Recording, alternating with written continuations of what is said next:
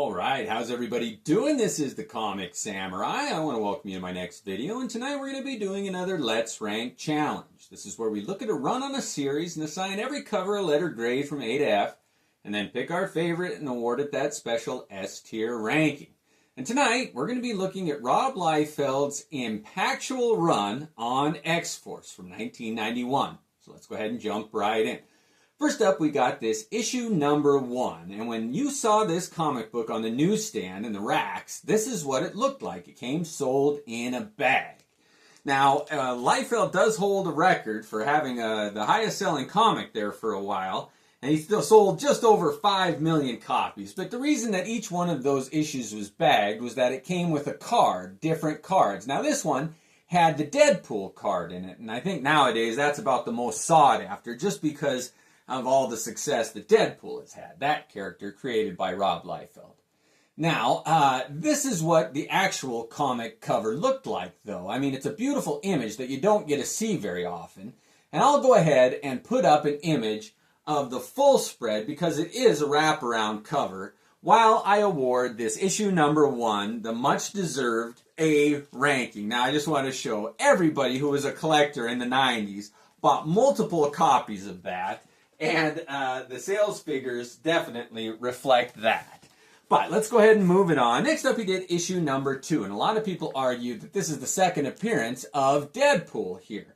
It is a beautiful comic. They used some silver ink in the background there, and I did like that. Now, when I bought this one, I didn't have comic shops around, so mine had a used PC symbol in there. But years later, I was able to get a direct sales copy. And this is one, it usually doesn't make a difference to me, but this is one where it's an exception. I do prefer the direct sales copy of this cover. It is a beauty. I love the symmetry of it. I love the X. I wish that they'd have colored it a little different because these are some beautiful images in the background and in the negative space of that X there. And I just wish they would have colored it so you could make it out and your eye would have been drawn a little more to those beautiful images. In any event, this one is a beautiful cover and I'm giving it a B. Next up, we got issue number 3, and I say it all the time. If you want to measure the strength of a group or of a character, you put them up against the Juggernaut. And look at this giant image of the Juggernaut here. Kane Markle making his impact felt on Shatterstar there. He should have shattered his bones. Nobody liked that character. I don't know why Rob was so set on these red-headed with ponytails and the double-bladed swords and all the pouches. It was just a symbol of the 90s excess, and Rob was king of that. But this image of the Juggernaut is amazing. And look at how he hid the feet there. I know Rob Liefeld is known for having an aversion to draw feet, but I wish he wouldn't have had that, or I wish he didn't have that stink about it, because when he did have feet, they were drawn well. I liked it. I love Spider-Man swinging in the background, the way he drew the figures. Look at this. Nobody had drawn any kind of anatomy like that before. It was dynamic, it was new, it was fresh. I loved it. I know a lot of people are Liefeld haters, but I loved looking at his art, and this one is an easy A, a beautiful cover right there. Next up, we got issue number 4, and this is one of those sideways issues, and I always like to show those, how they were meant to be viewed. Now, the remarkable thing about this comic book is the coloring on it. Oh my goodness, if you haven't read this one, it's worth just looking at and flipping through for the imagery and the colors on it. This was colored unlike any other comic I had ever seen. I know I say that a lot, but truly, check this one out. Those colors are mind-bending. It sums up wacky coloring of the 90s. But this is a beautiful image. Again, Spider-Man. I loved Liefeld's take on that character there. Farrell here, Cable with a big gun. I love this comic book. I am going to show it briefly, vertically, which is how you saw it on the stands there. And I did buy this one in a supermarket there. But it's a beautiful cover, and I'm giving this one an easy A. Next up, we got issue number 5. Now, this one had villains featured on the cover, and I did like seeing Liefeld's take on these villains. This Brotherhood of Evil Mutants there. Toad, Blob, Pyro, Sauron, all those characters there. It was great with a white background there. If you're going to do villains on a cover, do it like this. I have absolutely no complaints about it. Love this cover. It's getting an A.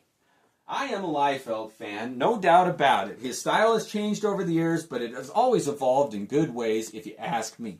But next up, we got this issue number 6 here, and it features Shatterstar versus Sauron on the cover there.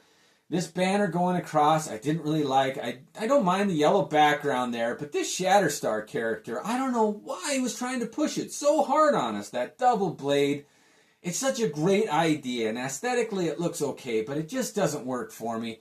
And those side ponytails there, that style of the 90s with the big huge boots and the puffy shoulders there. It's a great image. It is dynamic, but because of the stylistic choices on it, I can only bring myself to give this one a B. Next up, we got issue number 7 here, and this kind of tied back to the New Mutants with Boom Boom and Cannonball there. I like that callback there, that he remembered his roots, that X-Force was formed out of New Mutants, and that's great. Now, the coloring on Cable was okay. That brown and the green got a little bit distasteful, in my opinion, and the pink sleeves on Boom Boom. But I love the way he drew that character. His iteration of Boom Boom is my favorite. And I love the guns held high here, the coloring on it. It sums up the 90s. This is another good one, but it's not quite an A tier. I'm going to give this one a very high B+. I like that. Next up, we got issue number 8 here. And Liefeld chose to put on the cover of this one Cable, Domino, and some other B-list characters there. I'm not exactly sure who all of them are. It is a great image. I love the diagonal energy that comes out of it. I always like it when the focus of a comic book cover explodes into one of the upper corners there. You've got a circle of type. You've got this trope here of a shape that hides their feet, like their feet are behind it. And I like seeing how Liefeld got creative to figure out how he wouldn't have to draw feet. That is fun for me. I like the dynamic backgrounds. The color on this one is okay. I love Domino, that character, and seeing her is able to pull that one up from a C level, and I'm giving this one a B-. Next up, we got X-Force number 9, and when this came out, I was in early high school, middle school maybe even, but it reminds me of 2 other comic books, Spider-Man number 1 from 1990, Todd McFarlane, and Jim Lee's number 1, that beat this comic book as far as sales figures go, I believe. But for a while, I think this one was king with over 5 million copies sold. That is just a staggering number. I mean, if you step back and really think about how many copies that is, it is amazing. That's why there's so many of them around. In any event, any collector has this comic book in their collection. But look at the sword on this one there. I love how he drew the blood, Domino in the background. His take on Domino is amazing. Cable with the big gun there. This is the epitome of a Liefeld X-Force cover to me. It's one of my favorites, and this one is getting a very strong A. Alright, next up we got issue number 10, and Rob Liefeld did not do this cover, and it wouldn't have got a very good grade even if he did, but we're not going to grade that one. And finally, Rob Liefeld wrapped up his run on the team that he created in X-Force with issue number 11. It's got Domino on the cover. I think this might be the first true cover appearance of Domino before it was some kind of an imposter. But here's Deadpool here, Shatterstar in the background. I think this cover would have been improved if that whole image of Shatterstar would have just been omitted from it. But it does kind of balance out the layout of this cover. I like the colors on it. I like the thickness of the inks. I like how the trade dress was colored. Everything clicks on this one. It's a beautiful cover, and I'm confident that I can give this one an A. When Liefeld draws jumping figures that are attacking each other with legs crossing each other, I love the layers on it, and that's a perfect example of it. Let's go ahead and look at the ones in the A tier now, and we'll pick our favorites. All right, we got Domino's first appearance. We got Cable and Shatterstar. We've got the Brotherhood of Evil Mutants, that Sideways one, the Juggernaut, and number 1. I'm going to leave that number 1 off just because the cards kind of convolute which is which.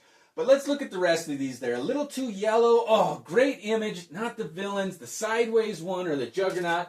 All right, it's between this issue number 9 and issue number 4. I want you to pause the video right here and tell me which one you choose as your favorite here. So I'm going to take a look and let's see here. You know, I love a comic that induces you to pick it up, but I got to say, this issue number 9 takes the win for me. I love Liefeld's take on these characters here. Cable, that's where he started to really obtain his superstar status, was when he brought Cable into New Mutants number 87.